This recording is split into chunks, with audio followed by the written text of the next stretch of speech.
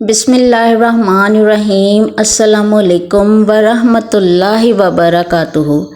نامور سخی حاتم طائی کا بیٹا عدی بن حاتم اسلام اور رسول اللہ صلی اللہ علیہ وسلم سے سخت دشمنی رکھتے تھا۔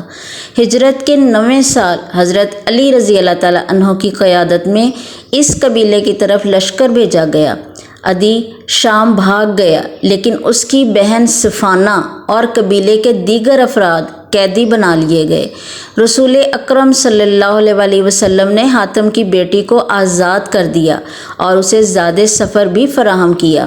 عدی بن حاتم کہتے ہیں کہ میری بہن جب میرے پاس پہنچی تو اس نے مجھے کہا کہ تم فوراً رسول اللہ صلی اللہ علیہ وسلم کی بارگاہ میں پہنچو۔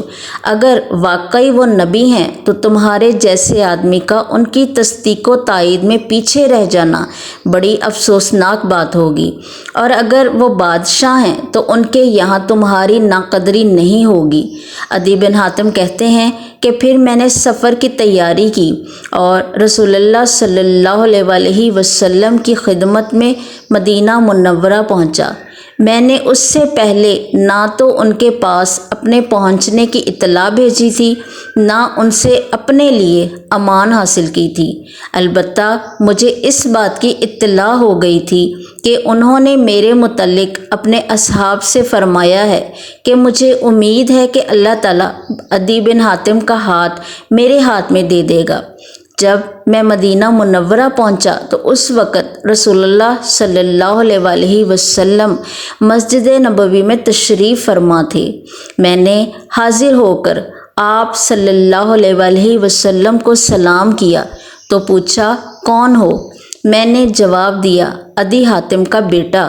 یہ سن کر آپ صلی اللہ علیہ وسلم اپنی جگہ سے اٹھے اور میرا ہاتھ پکڑ کر اپنے گھر کی طرف چلے۔ آپ صلی اللہ علیہ وسلم مجھے ساتھ لیے جا رہے تھے کہ راستے میں انہیں ایک نہایت بوڑھی عورت ملی جس کے ساتھ ایک چھوٹا سا بچہ تھا۔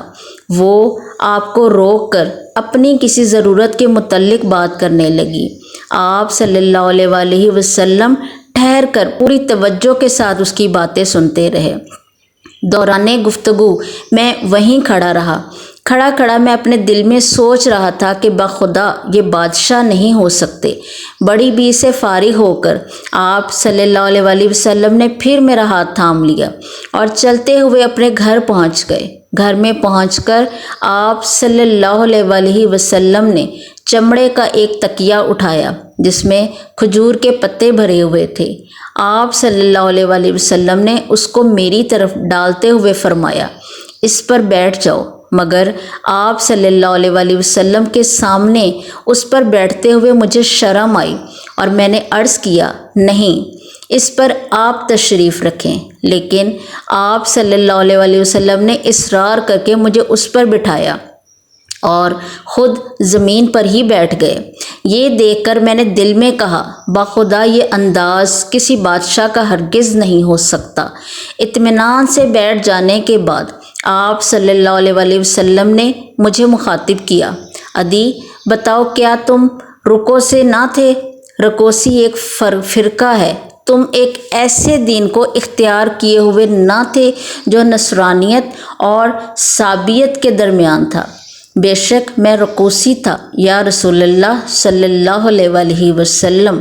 میں نے آپ کو جواب دیا، کیا تم اپنی قوم سے مال غنیمت کا 1/4 حصہ وصول نہیں کرتے تھے؟ کیا تم ان سے وہ مال نہیں لیتے تھے جو تمہارے دین میں حلال نہیں؟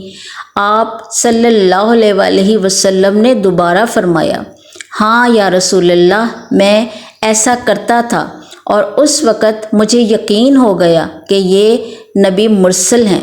اس کے بعد آپ صلی اللہ علیہ وسلم نے فرمایا عدی شاید تم نے اس دین کو قبول کرنے سے اس لیے ہچکچاہٹ کا مظاہرہ کر رہے ہو کہ آج مسلمان مفلس اور تنگ دست ہیں، لیکن اللہ کی قسم وہ وقت بہت جلد آنے والا ہے جب ان کے یہاں مال و دولت کی اتنی فراوانی ہو جائے گی کہ اسے کوئی لینے والا نہیں ملے گا۔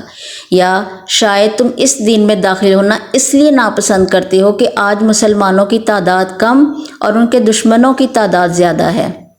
لیکن اللہ کی قسم ان قریب تم سنو گے کہ ایک عورت تن تنہا اپنے اونٹ پر سوار ہو کر حج بیت اللہ کے لیے قادسیہ سے نکلتی ہے اور اللہ کے سوا کسی کا خوف نہیں محسوس ہوتا، یا شاید اس دین کو قبول کرنا تم کو اس لیے گوارا نہیں ہے کہ تم دیکھ رہے ہو کہ آج زمام حکومت یعنی اقتدار دوسروں کے ہاتھوں میں ہے اور مسلمان اس سے محروم ہیں، لیکن اللہ کی قسم تم جلد ہی سن لو گے کہ بابل کے سفید محلات مسلمانوں کے ہاتھوں فتح ہو گئے اور کسرا کے خزانے ان کے قبضے میں آ جائیں گے۔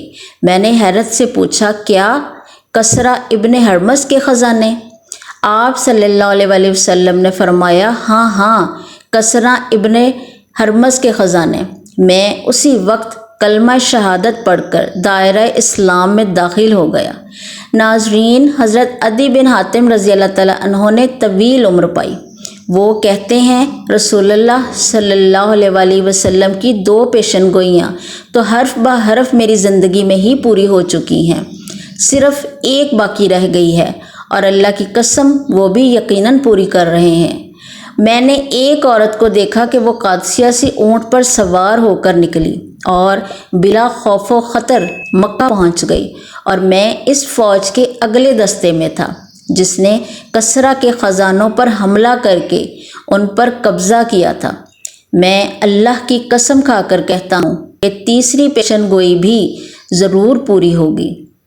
اللہ کی مشیت کے مطابق نبی کریم صلی اللہ علیہ وآلہ وسلم کی بات پوری ہوئی اور تیسری پیشن گوئی بھی حضرت عمر بن عبدالعزیز رحمۃ اللہ علیہ کے دور خلافت میں پوری ہو گئی۔ اس وقت مسلمان مالی اعتبار سے اس قدر خوشحال ہو گئے تھے کہ خلیفہ کا منادی فقراء و مساکین کو زکوٰۃ کا مال لینے کے لیے پکارتا تھا، مگر کوئی اس کو لینے والا نہ تھا۔